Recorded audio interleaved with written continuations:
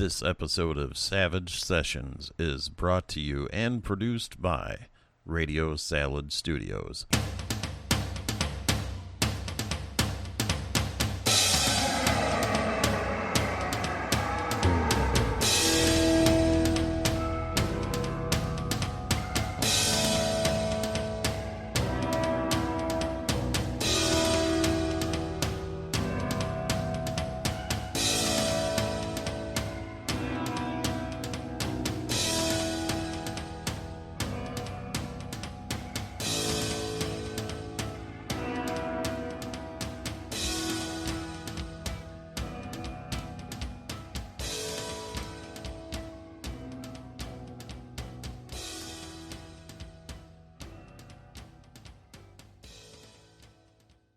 And now your host, Chucky T.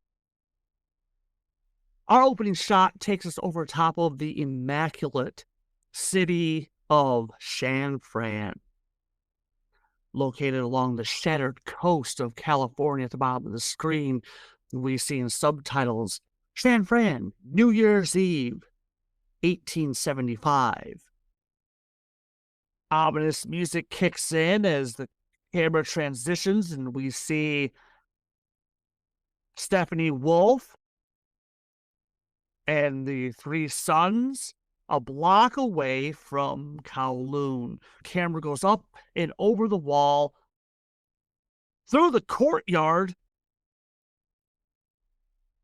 There are two koi ponds on either side of the pathway going up to the front doors.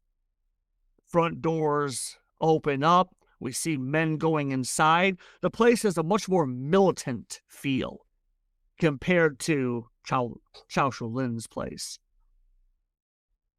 The camera goes in. The inside of the house is dark. Camera veers off to the left. There's a flight of stairs that goes down the stairs. The architecture quickly changes. So we go into a basement. And from the basement, we see some men pulling several racks away from a wall. We see a rough-hewn hole in the wall, and the men enter into it. Camera follows it. It follows the men down a flight of steps. The walls themselves are rough-hewn, but the steps themselves look relatively smooth and well-used. There are torches along the pathway down for them.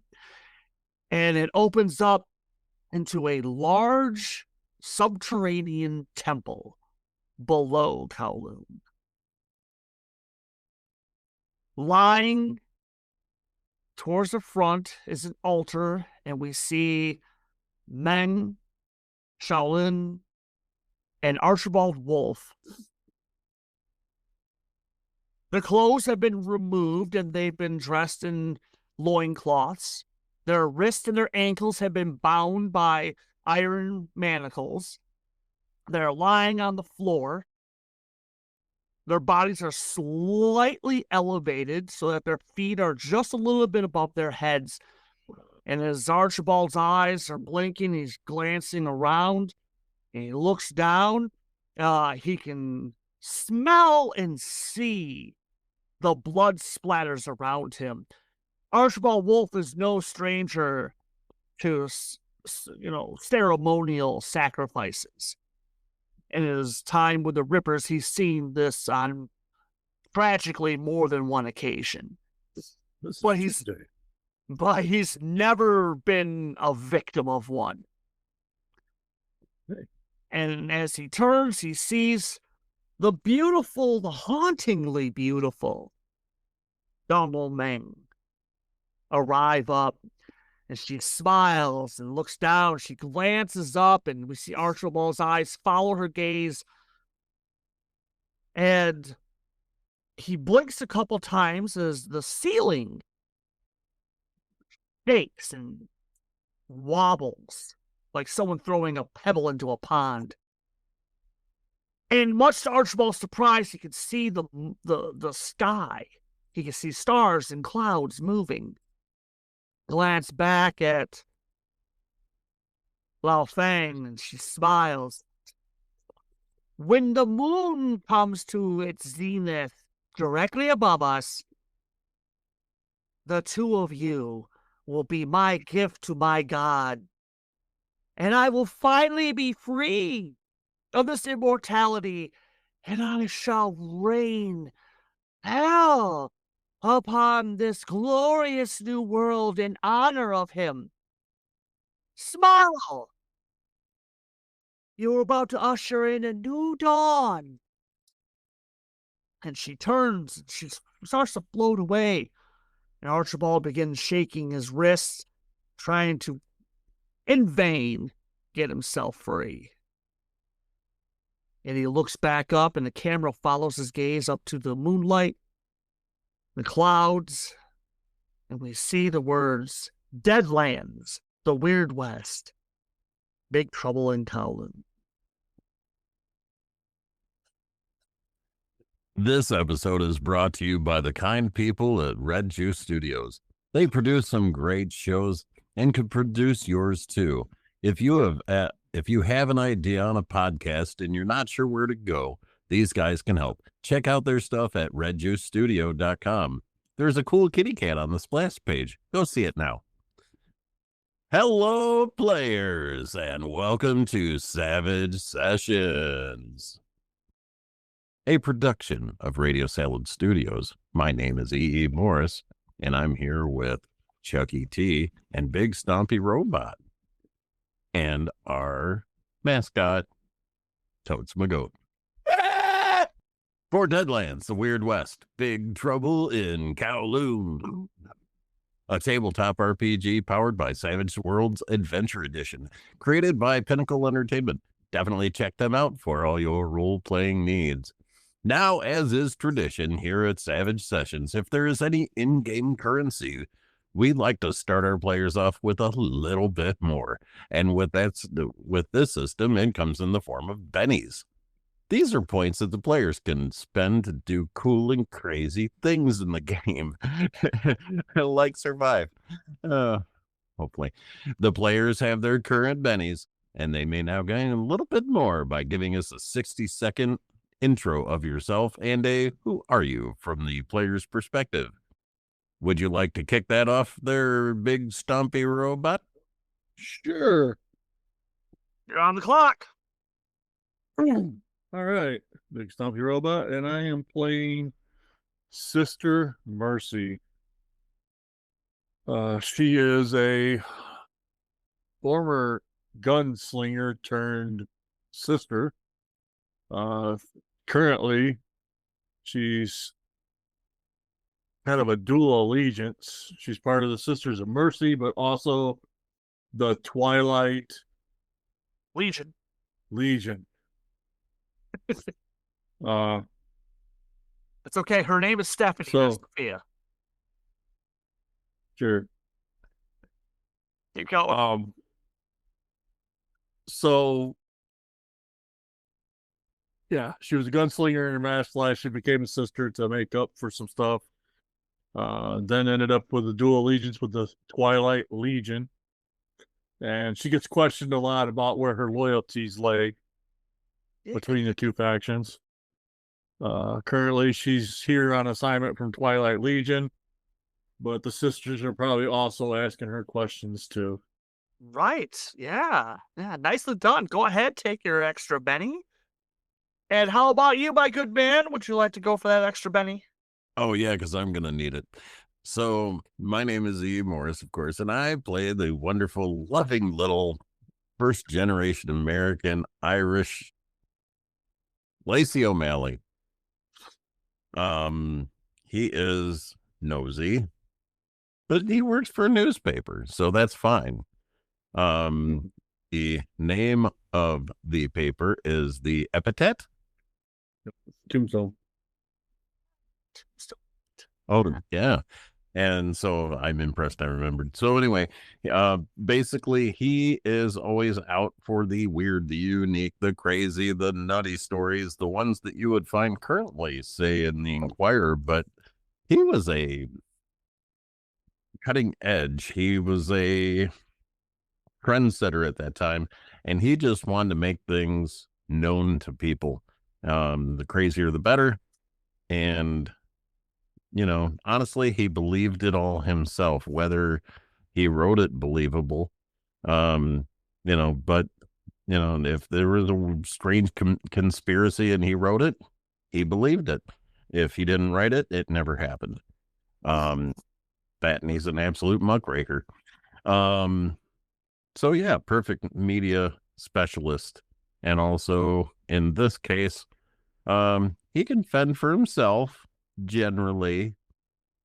Sometimes he's done fairly well. I would like to see him get in a little bit more action, but the brains over bronze in this situation. All right. Well, John, go ahead and take your extra Benny.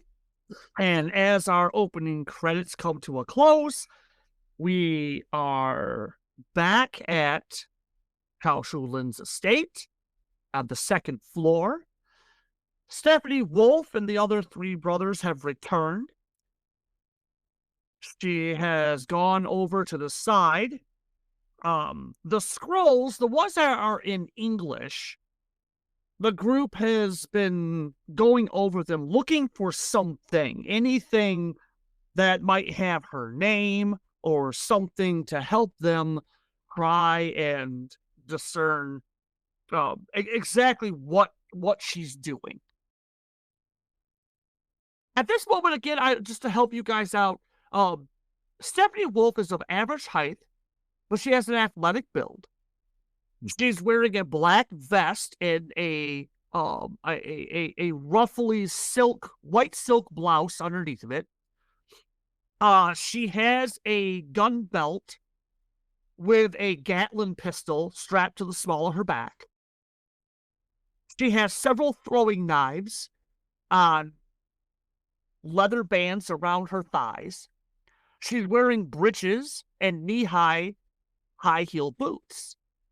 Her black hair has been pulled back and done up into a bun, and holding the bun secure are two long steel needles. Also hanging from the gun belt is a skull mask. Real quick, just to keep a reminder, what are your characters in your head? What do your characters look like again? Sister Mercy is wearing your typical nun outfit. Okay.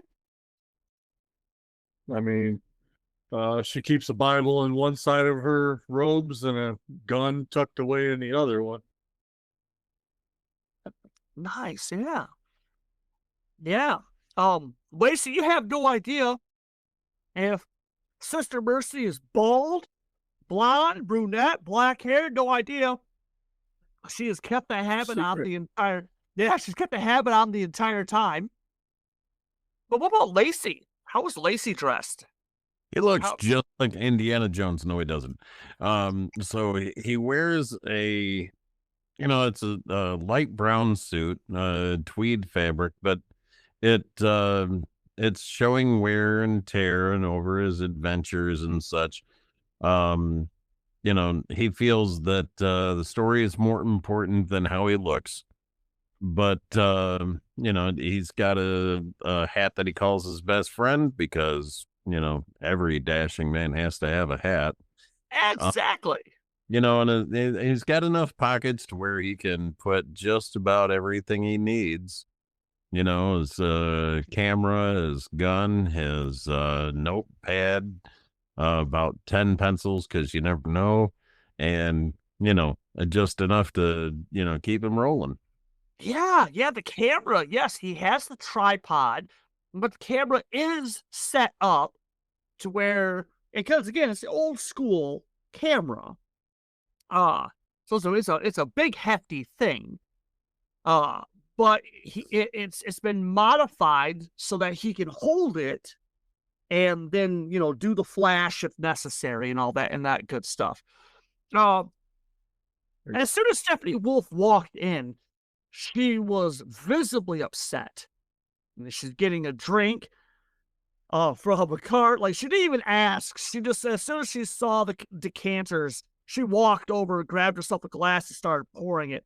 Zhao Shulin is to the other side of the room. He's laying down on a couch, and he's visibly shaken. And it's now that you can see that he's old. He is real goddamn old. And his sons are quickly talking to each other. And for each of you, you can hear the conversation. It basically breaks down to, it's impossible. The place is a vault. There's only one way in. That's through the front gates. There's no way to scale it. There's too many men. Stephanie slams down the glass, which makes the sons all, twitch. They all in unison turn, and they look over at their father. The old man's laying there, and he's breathing carefully. He has two of his nurses, essentially, looking over him. And Stephanie comes by the two of you, and she's looking over the papers. And the sons also come over. And she asks if either of you have found anything. Well, one of the servants come in, and they go up to the eldest son, and they're talking to this in hushed tones as you guys are going over the books and papers, and they're looking over at the three of you. Stephanie Wolf is trying to, because again, she can speak and read Mandarin. So as she's going over different things and verifying or putting things off that you guys are finding, she glances up and she chuckles as she sees all the brothers and the staff, going back and forth, and it's organized chaos. And she chuckles.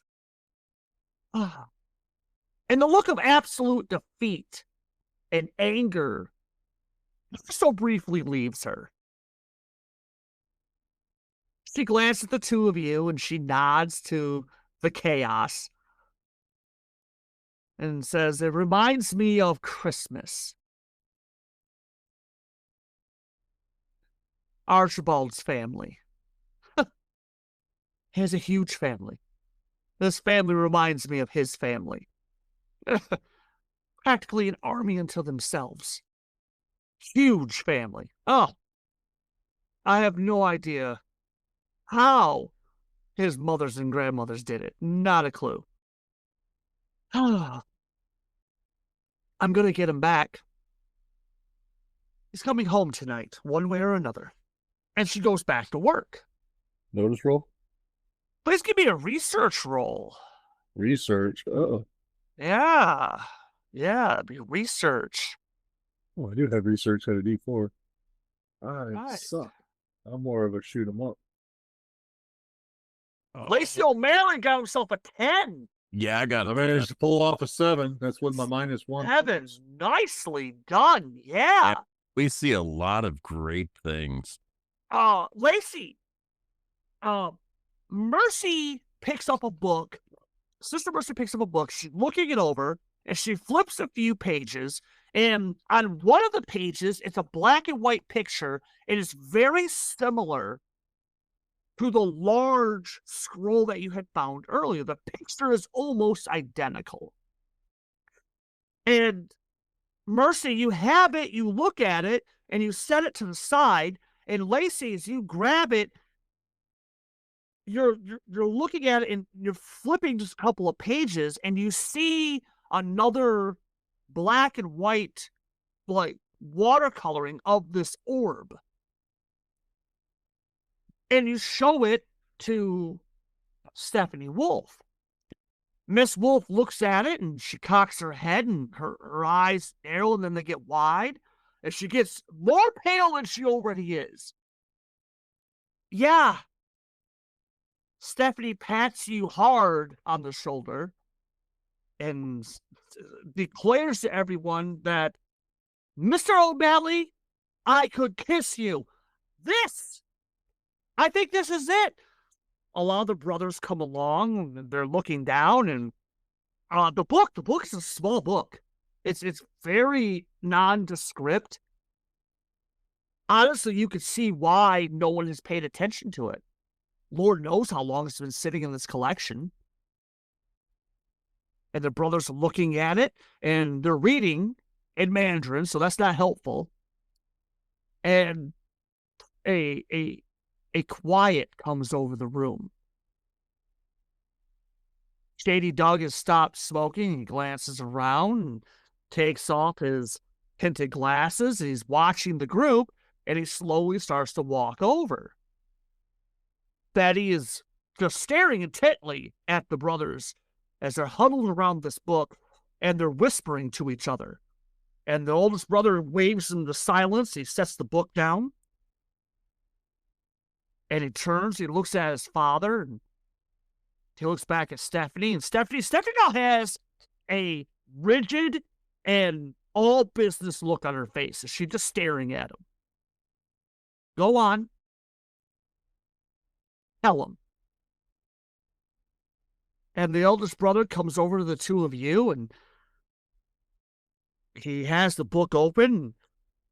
This is a journal of a monk from the time when Lanfang was defeated. It details how when she fell from favor for her defeat, that she was cursed to walk the earth as neither human nor ghost, never to feel the pleasures of either. And it states that, and this look, his breath catches, and his lower lip trembles, and a single tear comes down his eyes. And he continues to read. The only way that she would ever be able to appease her god was to sacrifice unto her god, her lover, her husband, the seventh son of a seventh son. Betty's eyes narrow when she glances around. What? Wait, hold on a second. Seven sons. That's a lot of kids. Like, that's a lot of kids. Do they even do that anymore? Do people even have that many? Oh, shit. Oh, shit. Yeah, she's glancing around the room at all Kowloon's kids. Bing, the light just went on. Oh, shit. And Shady Dog nods. He glances around. And your father, the eldest son, looks over at Shady Dog, and he nods. That's why she followed us. She followed my father. We always believed it was because of the feud that they'd always had. My father has always been a thorn in her side. We tirelessly look for any activities that she's doing, and we try to intervene when we can. We never see her. She never comes out. He looks over at Stephanie. So she took your husband just to punish you? Stephanie. Yeah. Lower lip. I told you, Archibald is from a very large family.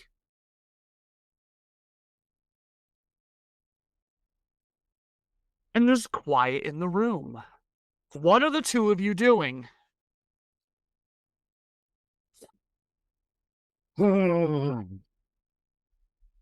The sister is going back to her days as a gunslinger, and probably, might have participated in a heist or two. Uh-huh. She's like, do we have any like drawings or any kind of information on this Kowloon? What about Lacey O'Malley? What's he doing? So, with all this conversation, I feel like part of it, I was like, yeah, am I even supposed to be here? I was feeling really uncomfortable. And so, in order to kind of put a distance between what was feeling a little tense, Uh-huh. I just decided to just kind of start looking around a little bit, just kind of being invisible-ish. Um, Are you you taking notes? Are you taking pictures? I'm not really sure what to take pictures of at this point. Okay. Oh, it is in the back of my mind to look for the next opportunity. Um, as far as notes go, I'm kind of looking for like, the hard things around the room to kind of maybe use for inspiration or see if they're a clue kind of a thing. Well, one of the men are they're going to the various shelves in the library, and Bad Luck Betty is bringing books over, and she sets them down, and one of the men tosses, uh, goes to toss her a book, and the ladder slips, and he falls, and he hits a display case, and Betty dives for this display case, and she goes to catch it, and she just barely catches it. She falls on her side, she barely catches it. She stands up, and she smiles, and she holds over her head. Look there, see? I caught it. I caught it just right. She's holding the display case upside down. And the ball, there's this metal ball on the inside with all these elaborate inscriptions on it.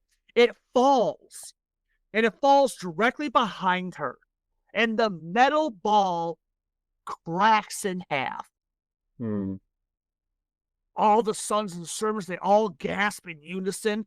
And she turns and, oh, it. Damn my luck. And she sets it down. She's looking down, and the brother's like, do you know what you have done? This has been in our family for hundreds of years. It's been an heirloom. Oh. And it is. It's a solid metal ball. And it's been cracked in half just by falling on the ground. And Betty looks down. She's down. She's helping the guy pick up what little pieces she can find. And she's profusely apologizing. Maybe we can glue it back together. And the son just turns and looks at her and looks down. It is a metal sphere holding all of the pre-recorded dates and births of my family going back almost 300 years. How are we going to glue that together? And he snaps the piece that she was holding away from her, and he stands up and walks away, and Betty walks over to the three of you, and, oh, I'm real sorry. And meanwhile, Shady Dog, he hasn't helped at all. He's been sitting off to the side, smoking just smoking one of his cigarettes by a window, glancing out, glancing back, and he chuckles. And he looks at the two of you, and well, shit. There it is. Bad luck, Betty. Swear to God. Oh, if God had her luck, he'd break himself. Betty shoots him a look, glances around. You're lucky I don't know where my rifle is. I'd butt you upside the head so quick. And you see several people going downstairs, and the eldest son is going downstairs. And he comes by you, and he apologizes, he excuses himself. I have to go downstairs and check on the prisoners. And he hastily goes down the stairs. I'm going to take this opportunity as people have, quote, forgotten about me. Right? to kind of noodle out and follow him. Right.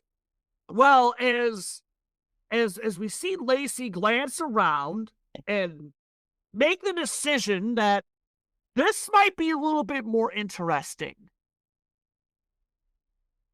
than what everyone else is doing. You see him go down, and we see Stephanie Wolf is glancing around, looking over various scrolls. So she looks up just in time to see Lacey O'Malley disappear out the second floor. And we see her eyes narrow. Camera's following Lacey as he goes down the stairs. Do you catch up with the older brother, or are you just following him?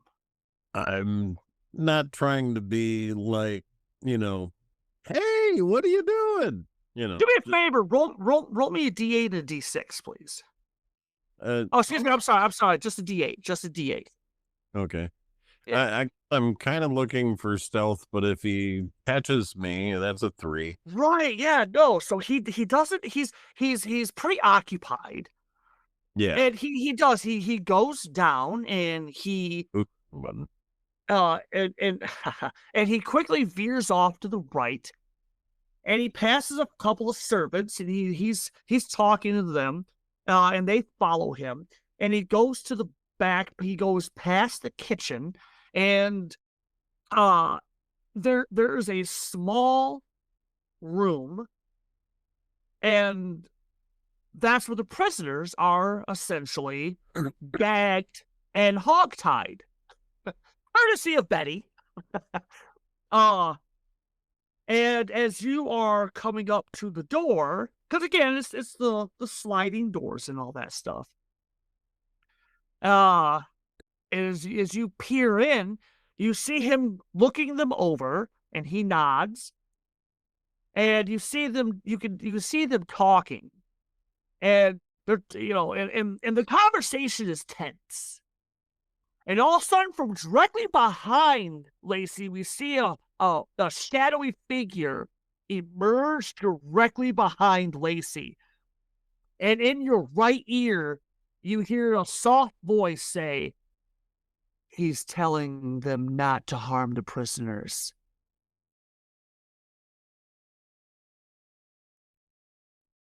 Lacey's response to this. I stop. I turn very, very slowly. Stephanie Wolf takes a small step back. She has a mischievous grin on her face. "I was very surprised to see you left, Mr. O'Malley. Whatever trouble are you trying to get yourself into?" Oh, I'm not trying to get into any trouble. If that was the case, I could do that very easily. I was just... Go ahead. I was just simply, as one would, go for a stroll. She pirouettes around you, literally pirouettes around you, pushes the doors open, and Stephanie's got her arms on the doors. She cocks her head. She looks around the room. "Naughty, naughty. You're not supposed to be doing anything like that."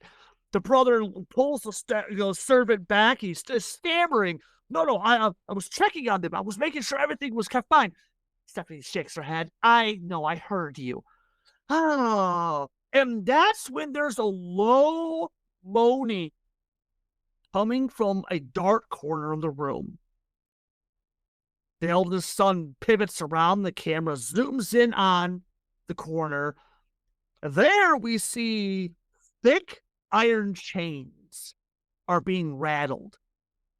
And hunkered down with his wrists clamped together and a bag over his head is the ogre. Well, you tell me, how are you responding when you hear it crying? It's genuinely sobbing.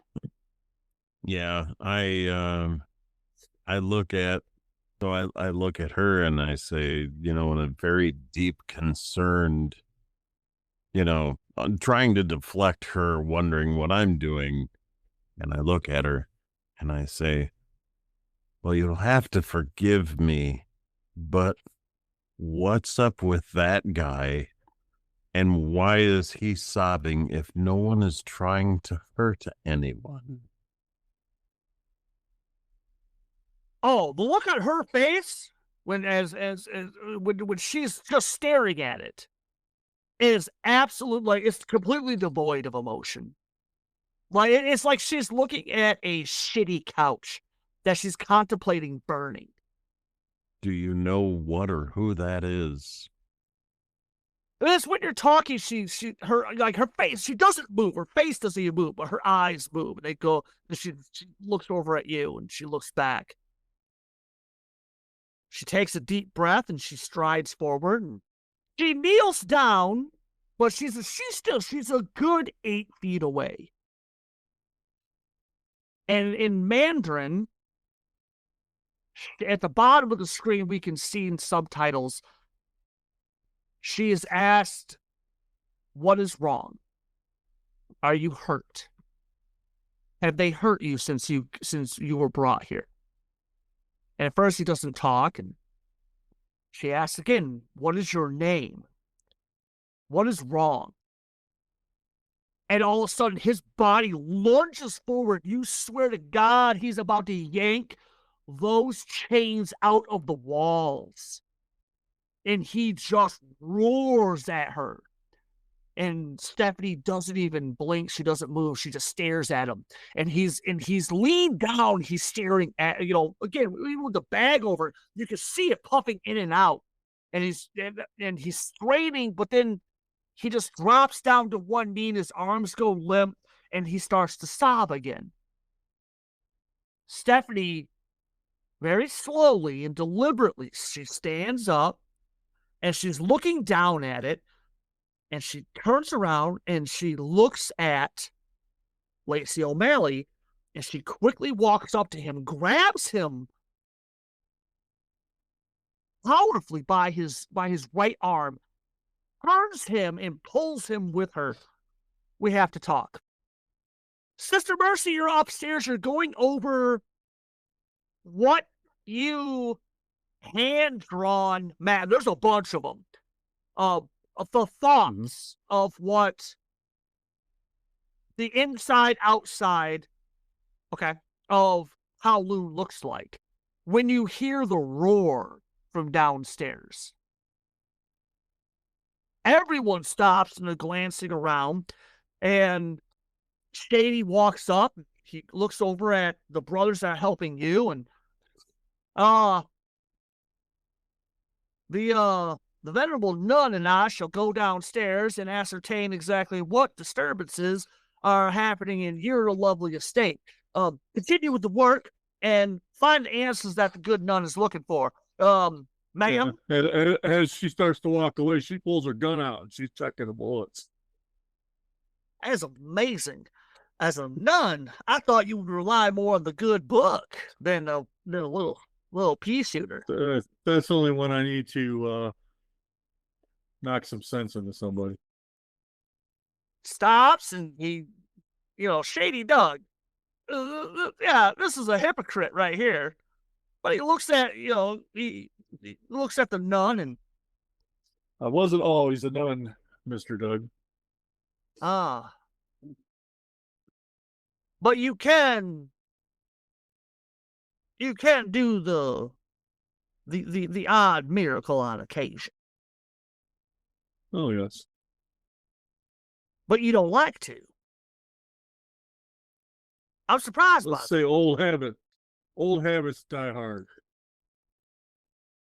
Well, keep that thing handy. And with that, you guys are going downstairs.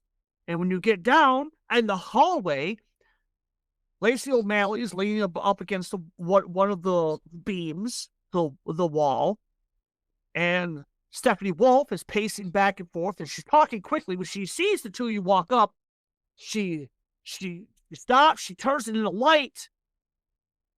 She steps forward enough to where you can see she's smiling ear to ear. "I think I found it. More correctly, Mr. O'Malley may have found it." What might he have found? The ogre. The one we have there. Uh-huh. we have an opportunity. I think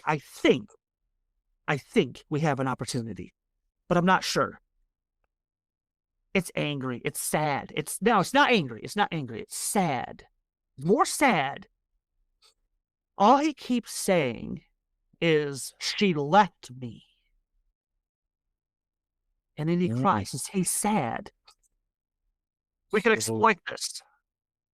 So the mistress is perhaps either a mother figure or a significant other to him.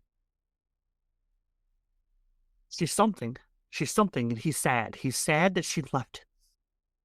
Well, I think we may be able to stoke that to anger. That we could press this advantage. Do I have anything where I might be able to soothe him or comfort him? What all powers do you have? Because I'm a good GM. So I know these things. Yeah, take a look real quick. Because you're looking at that. Shady Dog is glancing around. Blind, healing, holy symbol, protection, and smite. Doesn't sound like anything. No. So, because no. I mean, yeah, you could go in and patch him up.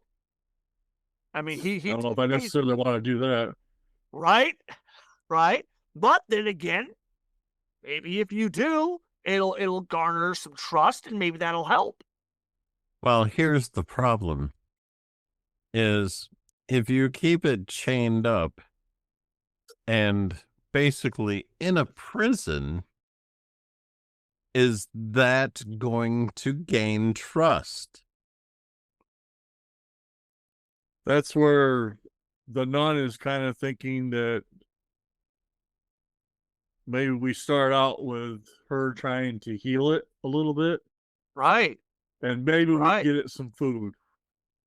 Oh, yeah. Hook it up. Stephanie nods again, smiles, and now she's excited as she pats you on the shoulder. Excellent. Go to the kitchen, prepare something, and bring it back. Sis, ma'am, if you would. Mr. Dog, Shady's hands going back and forth, and I may have something that could also assist in this advantageous adventure of ours. Ladies, start away. Mr. O'Malley, don't be long with that cuisine. No problem. So the screen splits, and we see O'Malley go into the kitchen. And it is a traditional Chinese kitchen. What is O'Malley's reaction to this? I don't even know where to start. There we go. And he says that, and the camera shifts over. We see the three heroes walk in, and the ogre is still down there. And yeah, sister, it is. It's weeping. Ooh. How is this affecting Sister Mary? Or Sister Mercy, excuse me. Is this taking you back? Yeah, it reminds her of situations she's been in, whether it be something that she inflicted from something she did in her past life, right, or a situation that she witnessed. Yeah. She was in a bad time for a while, and in a lot of escapades. Right, exactly. She's just gonna take the chance and walk up to the creature and place a hand on it and try to heal it. Right, as your hand's coming down, Stephanie grabs your wrist. That chick is deceptively strong. Like, creepy, deceptive strong. And she looks at you, and she just holds her hand up for you to stop. She lets go of your wrist. And the thing hasn't moved, but it did tense up. Stephanie has knelt down, and she knows she's too close. Even Doug starts saying, now hold on. Stephanie pulls up her hand. I don't need you. I know what I'm doing. And in Mandarin, and again, to probably see the subtitles, we're not going to hurt you. We're going to help you. I'm going to take the hood off. We're here to help you. And she reaches up and she slowly starts to pull the hood off. And as it's coming off, Doug's cards, his real cards, have gone away, and the ethereal violet cards have slowly begun to filter into his hand. And he's tipped down the shaded glasses, and his beautiful brown eyes are just watching this. And he's getting ready if necessary. She pulls the hood off. The thing's ugly. There's no kidding around it. It's ugly. It's very ugly. Has very small, piggish looking eyes. It has long, greasy black hair. The face paint, red and white face paint that was on its disfigured face, has been smeared off. It has one large tusk protruding from its lower lips, and then it has another tusk that is coming up, but it looks like it's been broken off. And his little eyes are darting back and forth. He's looking at everyone, and Stephanie reels back, and she motions for the sister to go ahead. Greg, go ahead. Give me that faith roll. Faith roll. Yeah, all you need is a 4. If you get an 8, you will have successfully healed it completely. That's your 10. Nice. Well done. Well done. So for us, describe what it looks like. She actually pulls out her book, which is something that people don't see very much. Right. And she flips to a certain passage, something that she finds comforting. Nice. And hopefully he will find comforting. I don't know how much he understands what I'm saying, but I'm just reading it in a nice, gentle tone. Well, at first he starts to jerk his head away, and yeah, go ahead, keep going. I don't know my Bible verses. I'm not gonna lie. That's fine. But yeah, she reads a passage as she's, she gently reached out and just touched his shoulder. Right. There's a faint glow that comes off from under your fingertips. And he snaps his head, he looks at your shoulders, and he blinks. And from his point of view, it's English, and then it quickly, your words change. And his eyes get even little piggy eyes, but they get big. And he tilts his head, he looks up, and you are surrounded in this golden light.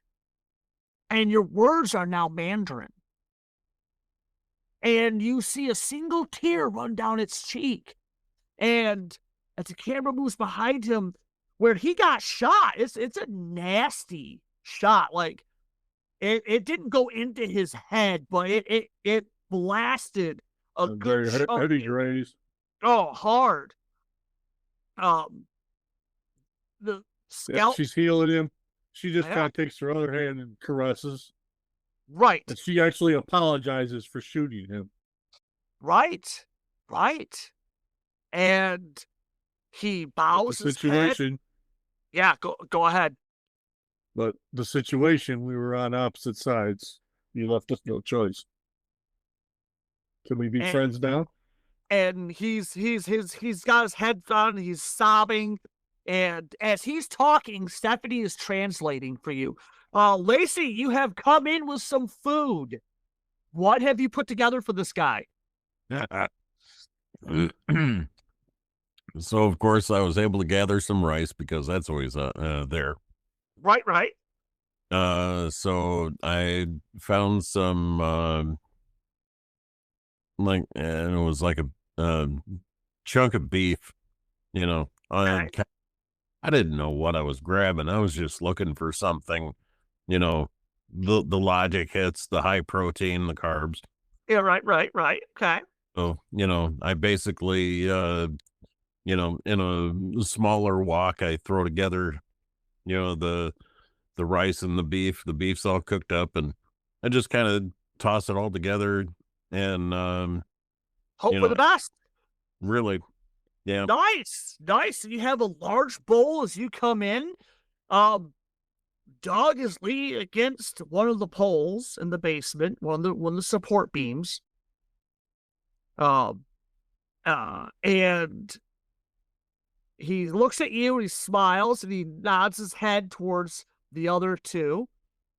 And Stephanie is kneeling beside the ogre and is nodding and talking, and Sister Mercy is standing behind him.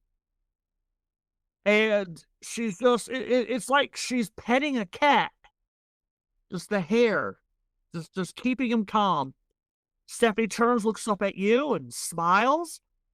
And in Mandarin, she says something to the ogre, and the ogre's head comes up, and he gives you a very, you think it's a smile? Okay? And you set the bowl down. Stephanie stands up, and she pulls you back away. He says his name is Clang. And Clang. Says his name is Clang. Sister Mercy patched him up. And we're getting ready to try and convince him. Do you think you could talk to him? I'll translate for you. Were you talking to me? Both of you. Both of you. I was thinking about trying to talk to him, see if he would help us, and come at it from the angle, try to appeal to him that he's been used as a pawn, maybe. Okay. Maybe Look at she you guys. treated him. Okay. Maybe she treated him nice, but used him as a pawn or a beat stick just to get what she wanted. Right. Mhm. No, that's good. That's an excellent angle. And Look at Tell look him at that I know. Yeah, just try and force it home. Tell him that I understand from some of my past experiences where I got used as a pawn. Lacey. I like what Sister Mercy's going for. Do you want Sister Mercy to be the primary and then use support? Yeah, I think it would be best, mainly because the sister has healed him, Right. and Okay. right there is a step towards a positive trust level, as Okay. it is. Okay. And I think with that, I can reiterate what she says and back that up with further support. Nice. Okay. All right. So here's what I want you to do: have Lacey roll his. Well, Lacey, because you're supporting, it can be any skill, as long as you can justify how it's going to help Sister Mercy. I can justify everything. What you got? What's I don't- skill, and what are you going to roll? So let's see. Oh, what would rock?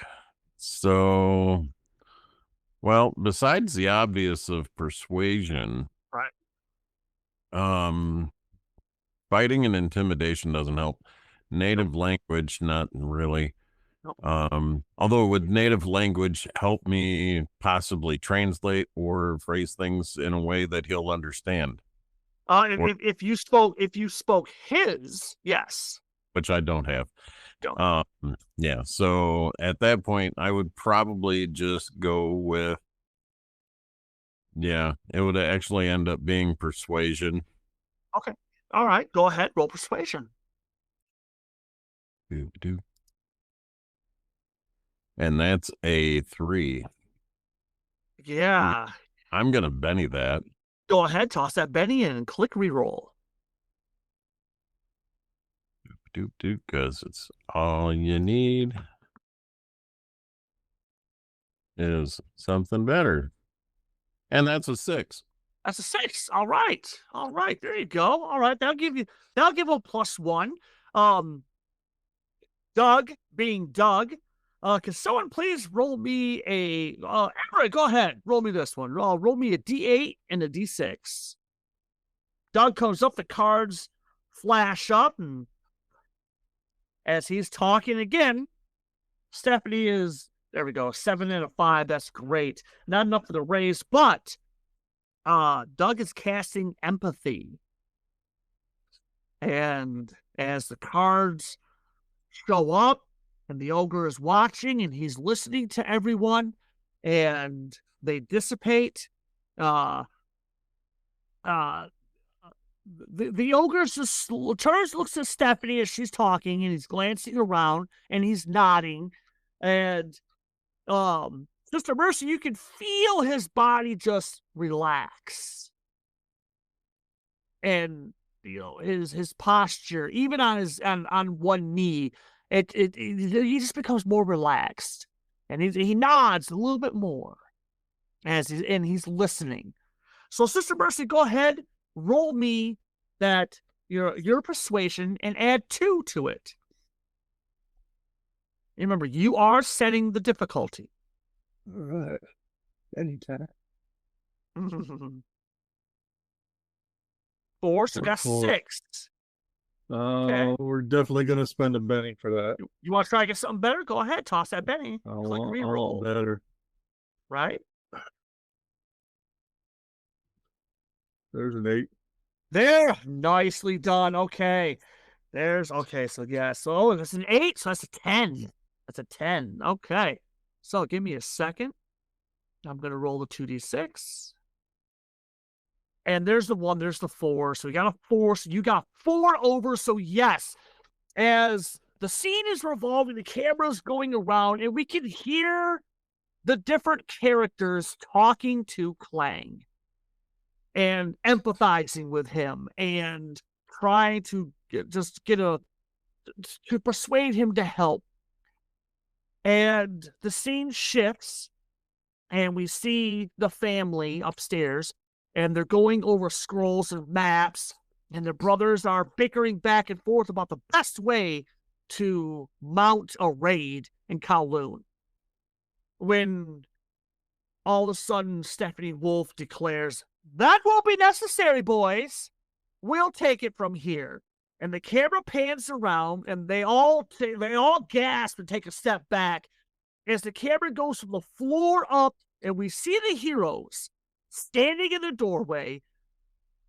With as it goes up, we see Stephanie Wolf in her Ripper's outfit, the mask now put on, the Gatling pistol held up and resting on her shoulder, the nun cradling the Bible in one hand and the revolver twirled in the other, the huckster with his tinted glasses and the ethereal cards floating back and forth between his hands, Lacey O'Malley sidestepping, glancing at everyone, and then popping off a shot, and standing behind them is the ogre.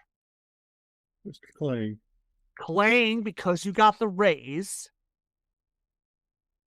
Clang has offered to come with you to show you the entrance and to assist you in retrieving your comrades. He doesn't know exactly what the ritual does, but he knows it needs to be that the men had to be collected before the moon was high in the sky. That doesn't leave you much time. Stephanie, the brothers tell Stephanie that they will act as a diversion. They will go around Kowloon and they will harass them from the outside. Hopefully, this will buy you time. Clang has explained that by the docks, that there is a tunnel that leads from the docks below the city, and it goes directly to and into Kowloon. It's not used anymore. It goes to the basement, and he explains that that's where, as he describes it, where she worships. But this tunnel has been walled off. He doesn't know what's in the tunnel, but he knows that there was something in the tunnel. because he's thrown bodies in the past into the tunnel before it was walled off. And it's been walled off for a couple years now. So, I'd have a hungry critter.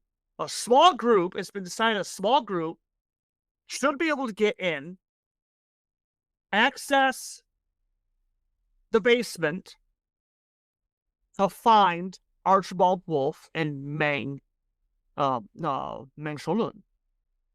Okay, so here's what we have. Here's what you're looking at. Like I said, the tunnel was moving forward, and there was runoff.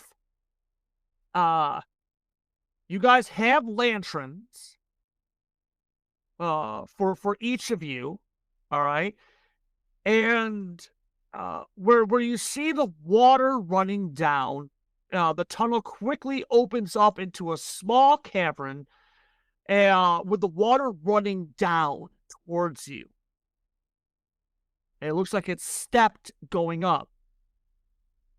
There's a nauseous smell coming from inside. And as you guys come here, you stop because each of you is glancing around and each of you swears you hear something moving around in the darkness. Right now with illumination around you guys, it's about 4 squares away. That's the lanterns are good for that, about 4 squares away from you. So here's what we got. The water that's coming down, it's about 6 foot up. Okay? So that means that we'll need athletic rolls from each of you. Right So now? yes, as you guys are moving around, while we're doing that, I will do my other part, because I should have done this to begin with. To give you guys permission to actually move your stuff. There's a 4. Got a 4? Yep, that's all I'm looking for right now. It's a 4. I got a 6. You got 6. Well done. Well You done. try running around and eating none outfits. All right, so both of you succeeded, so go ahead and move your tokens. You can move 6 spaces. So you'll be able to move up the wall and then about maybe 3 spaces forward. So go ahead, move your characters where you would like them to be right now. For Stephanie, she makes this look like child's play. She is up and over in no time. The ogre comes over and offers to help Betty up.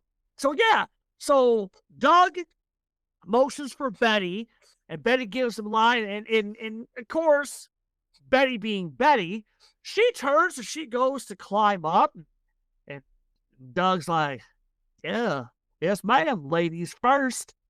She turns. What'd you just call me? Did you just call me a lady?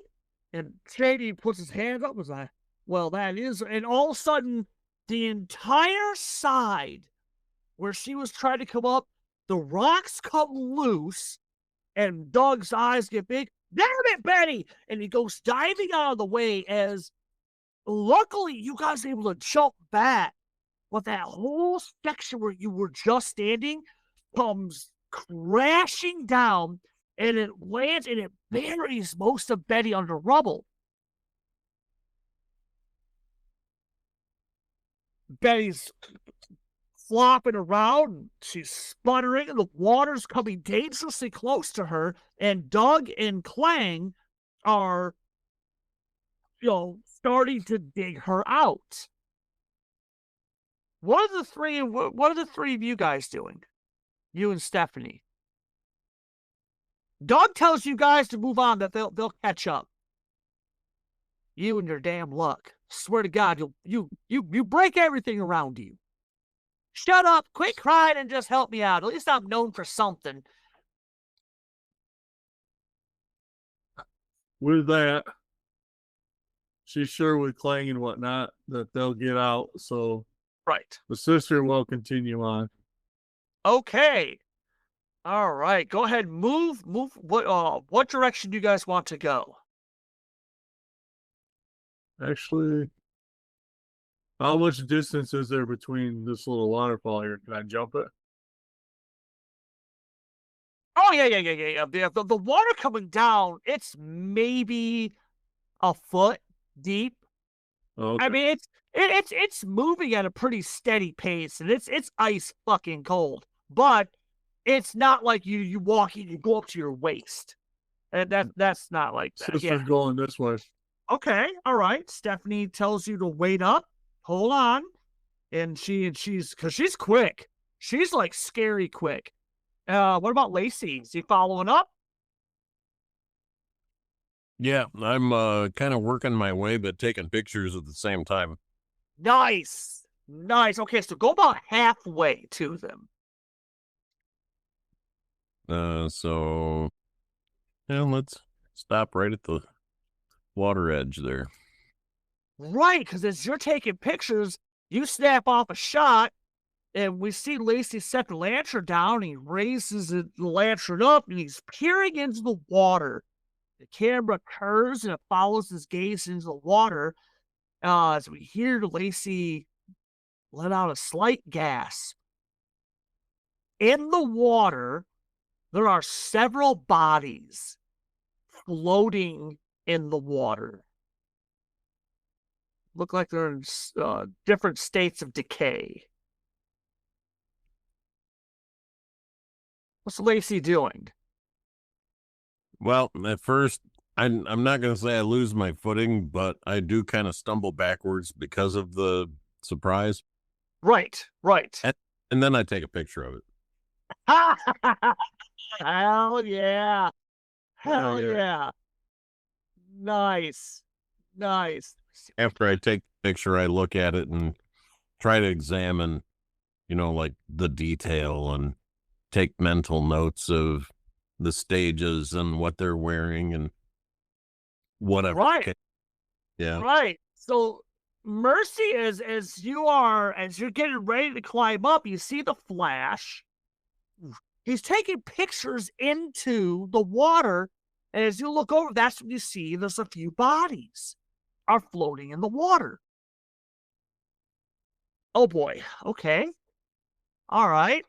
Stephanie looks over and Well, Sister Mercy remembers that Clang had gotten told to put bodies down through here. right. And they look like they're okay. They look like they're not in the best shape at all. So Go it ahead. had been a couple of years, so Yeah. Go ahead. Give me a notice roll.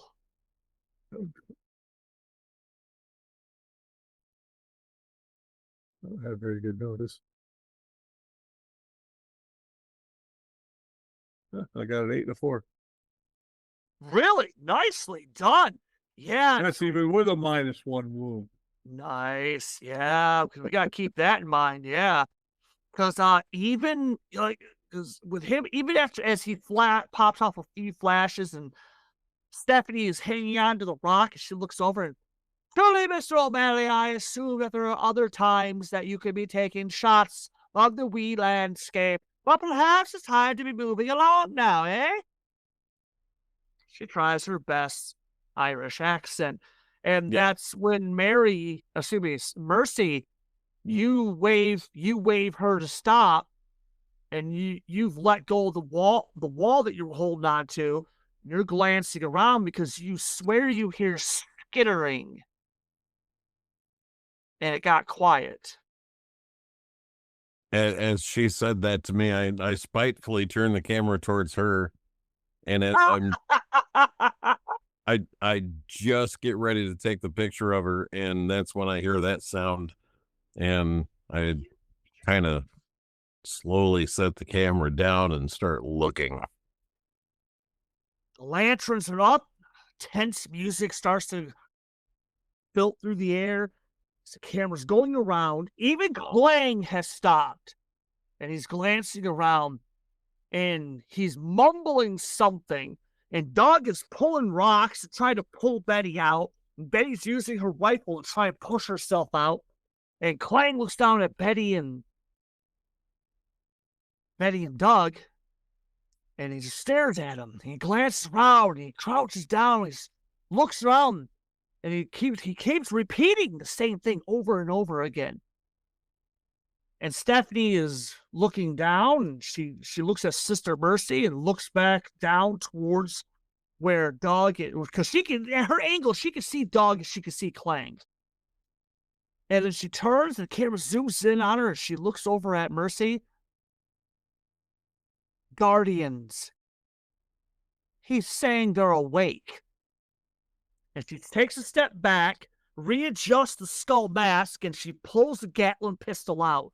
And she, with her left hand, she's got the lantern raised high, and she's scoping around, and you could hear this flopping noise.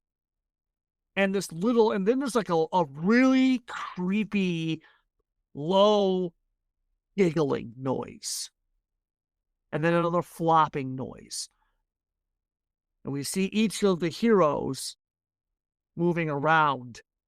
Now, Lacey, you said it first. You said you were looking around. Yeah, so, in the camera frame, you kind of see my head doing a whole left, up, down, right. Just kind of putting my head on a swivel at this point. And right, yeah, because that is the fucked up part. Is that when you looking up is not an exaggeration. Even with the lantern raised, the roof of this cavern they're in, the heights vary from 8 foot to going up to 10 foot, maybe 12, and it looks like there's a couple spots that are 20 feet. But it's hard. It's with the lantern, you can only really tell so much around you. Go ahead. Give me that notice roll, because as the camera's following Lacey, he's looking around, trying to get a bearing on it. We see something drop, a shadow drop behind him. Yeah, and as just before I roll this notice roll, I gently lay my camera down.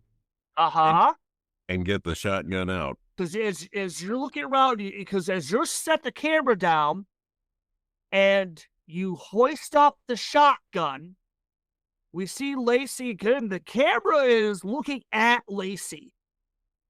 And we see the shadow figure, like Lacey gets blurry, and it focuses on the shadowy figure, and it's a bald-headed man, and he's slowly staggering forward, and in the light of the lantern, his eyes look like they shine like a mirror.